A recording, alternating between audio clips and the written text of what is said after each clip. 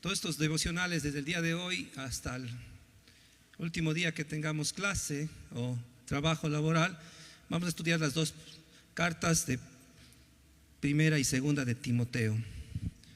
Me ha tocado el día de hoy capítulo 1, así que vamos a leerlo nuevamente con ustedes de una forma alternada. ¿Está bien?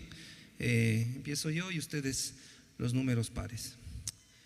Pablo, apóstol de Jesucristo, por mandato de Dios, nuestro Salvador, y del Señor Jesucristo, nuestra esperanza.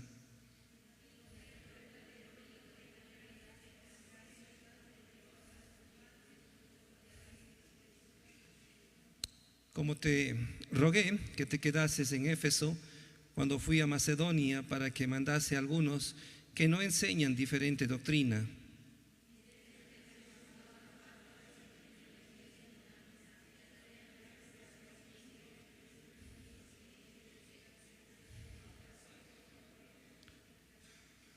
pues el propósito de este mandamiento es el amor nacido de corazón limpio y de buena conciencia y de fe no fingida.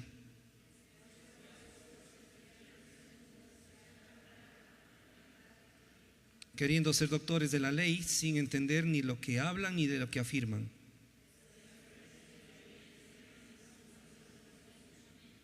Conociendo esto, que la ley no fue dada para el justo, sino para el transgresor y desobediente, para los impíos y pecadores, para los irreverentes y profanos, para los parricidas y matricidas, para los homicidas.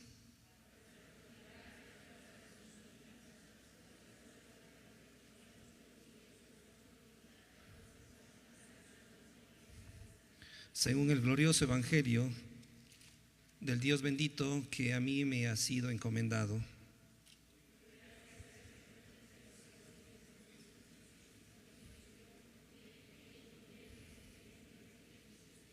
Habiendo yo sido antes blasfemo, perseguidor e injuriador, mas fui recibido a misericordia, porque lo que hice por ignorancia e incredulidad.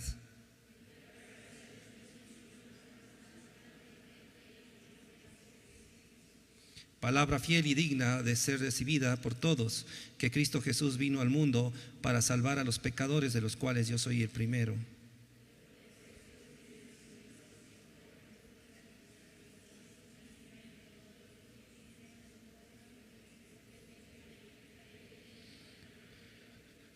Por tanto, al Rey de los siglos, inmortal, invisible, al único y sabio Dios, sea el honor y la gloria por los siglos de los siglos. Amén.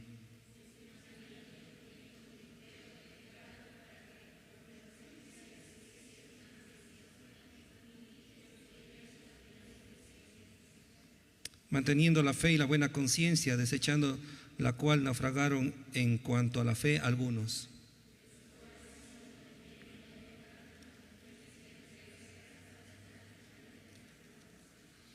Es tan largo y extenso este primer capítulo, pero que a su vez animo a sacar algunas lecciones de esta mañana. Hemos tratado de ponerlo por lo menos de cuatro lecciones principales que podemos anunciar esta parte. La primera habla sobre cómo Pablo tenía un discípulo que se llamaba, ¿cómo? ¿Me ayudan? Timoteo, ¿sí? Este Timoteo, versículo 2, dice que era un verdadero hijo en la fe. Un verdadero hijo de la fe. O sea, Pablo no puso a cualquiera en el liderazgo, ni tampoco encomendó una misión. ¿Cuál era la misión? Era: ándate a Éfeso, y ahí está pasando algo complicado, y quiero que tú vayas y pongas un cambio, o que ves y des a conocer lo que realmente lo que debe anunciarse en una iglesia. Aplicando aquí a nuestra institución educativa, que primer punto, no es una iglesia.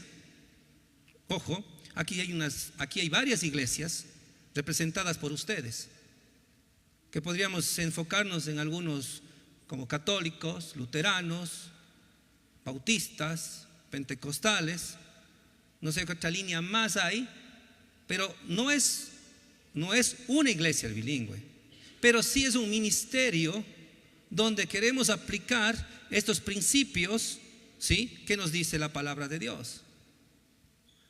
Pablo encomienda a una persona como Timoteo y le dice y le da instrucciones. Aquí la importancia, queridos compañeros, ¿sí?, de la importancia de tener la parte que se llama el discipulado. Mi pregunta aquí internamente en la institución: ¿a quién estás discipulando? ¿Quién es tu sucesor en tu cargo? Si yo pido una recomendación, ¿a quién colocarías en el lugar tuyo? ¿O a quién recomendarías en el área de tu estudio, de tu área de trabajo? Una recomendación, ¿qué significa para usted? Alguien que está listo, que está preparado, alguien que es idóneo, alguien que está convencido de su trabajo, y usted puede decir: sí, yo doy fe. Pero en la parte eclesial, la parte espiritual, dice que este hombre era un hombre verdaderamente de fe. Gracia, misericordia y paz de Dios. Un hombre de fe. Entonces no solamente tenemos que buscar gente idónea que tenga habilidades, sino que también tenga fe y el conocimiento del Evangelio. Porque mire lo que puede pasar en esta situación. Más adelante dice que aparecieron en una iglesia gente que estaba hablando mal, o sea, había cosas que estaban diciendo mal. En el ejemplo de como te rogué que te quedases en Efesio cuando fui a Macedonia, para que mandases a algunos que no enseñan diferente doctrina, ni prestan atención a fábulas y genealogías interminables que acarrean disputas, más bien edificación de Dios por fe. Así te encargo ahora, pues el propósito de este mandamiento es el amor nacido de corazón limpio y de buena conciencia y de una fe no fingida. Imagínense que en estas iglesias ya estaban hablando, ¿sí?, de historias del Antiguo Testamento, de historias pasadas, y no volvieron al Evangelio, a lo que se debía dar. Otros en cambio decían: ay, mis antepasados judíos hacían esto, y comenzaban el debate interno y se desviaban de la sana doctrina, que era anunciar el Evangelio de Jesucristo. Pablo le dice a ese discípulo: ve y haz esta parte muy importante. Cabe recalcar que algunas de las iglesias en el liderazgo, es muy importante nuevamente a quién colocamos, pero el punto es que también hay las iglesias que tienen diferentes tipos de liderazgo. No sé cuál es el tipo de liderazgo de su iglesia, y eso es mi primera pregunta. ¿Cuál es el tipo de liderazgo de su iglesia? Yo les voy a nombrar tres para recordar. Una es una episcopal, donde hay una cabeza, ¿no es cierto? Y después tienen los subalternos, que se dice, o los que están liderando las iglesias, pero se deben a una sola cabeza. ¿Ese es su tipo de iglesia que tiene? A la que usted se congrega, a la que usted asiste, a la que usted se nutre los domingos, a lo que usted está apoyando en la iglesia de lunes a sábado. Otros dicen que hay un tipo de liderazgo de los presbiterianos, que son la reunión de los ancianos, que son los que dirigen una iglesia, ¿sí? Ellos son los que ponen las pautas, dan las doctrinas, dan los lineamientos, y la congregación empuja. Y la última es la congregacional, donde todos aportan, todos deciden, todos votan, todos dan su punto de vista. En el inicio este tipo de liderazgo eran importantes y eran correctos, y los tres eran bíblicos. Lamentablemente después se dañó completamente esta parte. A lo que voy con esta parte, sí, es que también a veces sucede en los lugares cristianos, como estas empresas cristianas, en los lugares donde hay una congregación cristiana y quieren poner en alto la palabra de Dios.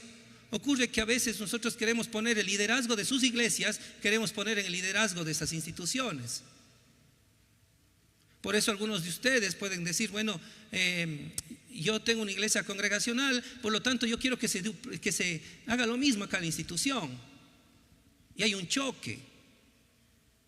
A veces nos ponemos a pensar, sí, que queremos tener al prospecto del pastor de su iglesia, que también sea acá el mismo prospecto aquí en el liderazgo. Yo tengo mi pastor ahora de mi iglesia. Yo quisiera que me diga: ay, mi hijito, hermanito, venga, le quiero, le aprecio, venga. Creo que todos conocen ahora a nuestro pastor. No, pero es un tipo de liderazgo. El punto aquí en estos versículos es que el que está en el liderazgo, tiene que tener una fe y el conocimiento de la palabra de Dios para poder discernir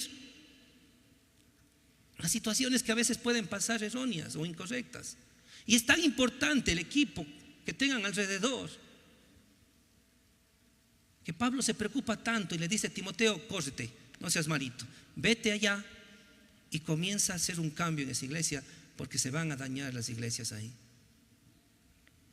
Luego de eso le dice: Pablo, acuérdate, versículos 8 en adelante, acuérdate, Pablo, de una cosa más, de que le recuerdes a la congregación que la ley es buena. Dile a la congregación que la ley es importante. La ley es mi amiga, decimos acá, pero la ley es mi espejo, la ley es mi freno. La ley me muestra que soy un pecador, pero no me salva, porque la congregación se estaba pensando que por leyes iba de nuevamente a cambiar, o a lo mejor no iba a ser salvo. La ley dice en el versículo 8, pero sabemos que la ley es buena si lo usamos legítimamente. La ley me muestra a mí que estoy haciendo mal, o la ley me dice eso está incorrecto. La ley me dice: hey, tranquilo, hey, y pone ejemplos clarísimos para que la gente reaccione. Y dice: la ley no fue dada para el justo. No, ¿para quién fue dada? Y ahí dice una lista: para los rebeldes, para los piadosos, para los pecadores, para los irrespetuosos, para los profanos, para los parricidas, a los matricidas, a los que no cuidan a los, no respetan, a los homicidas, a los fornicarios, a los sodomitas, a los secuestradores, para los mentirosos, para todas estas personas. Dice: esta es la ley. O sea, la ley está para mostrarte que estás haciendo algo mal y necesitas buscar a Cristo, porque en tus fuerzas no vas a hacerlo. No lo vas a poder hacer. Acuérdate que el evangelio es el único que nos transforma y nos cambia.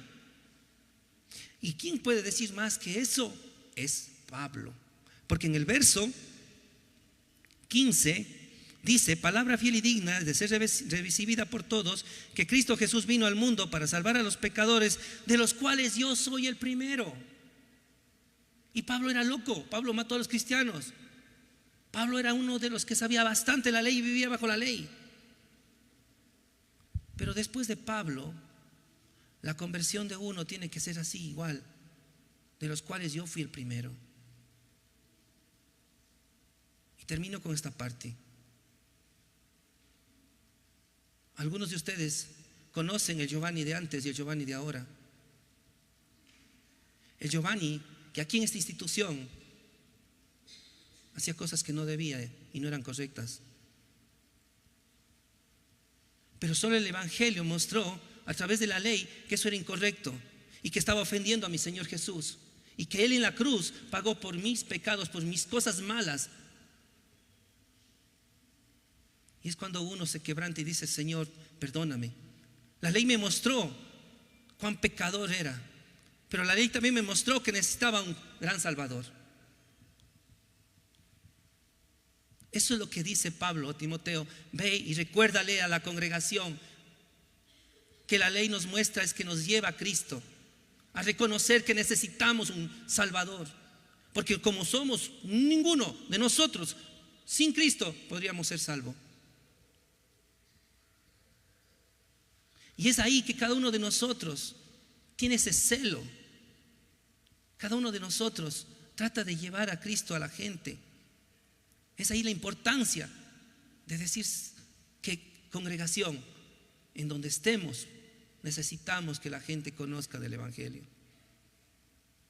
Y tal vez por ahí puede ser que ustedes entiendan, sí, que uno es bastante receloso y cuida mucho esta parte tan importante que también ustedes deben ver en sus iglesias: que se cuide, que se dé la sana doctrina, que se alimente la fe y que la gente en verdad conozca del evangelio, de la gracia de Dios. El conocimiento de la palabra de Dios es muy importante, porque muchos, si no conocen, hablan nomás así por hablar. A veces tienen ciertos dones y por ahí pueden nomás decir sus 4 cosas y la gente les aplaude. Lean la Biblia y disciernan la Biblia, y cada uno es responsable de esa parte. Nosotros somos líderes, queridos compañeros, y la importancia de liderar con la fe, con sana conciencia, con el conocimiento de la palabra de Dios y viviendo en la gracia. Nos ponemos de pie para terminar.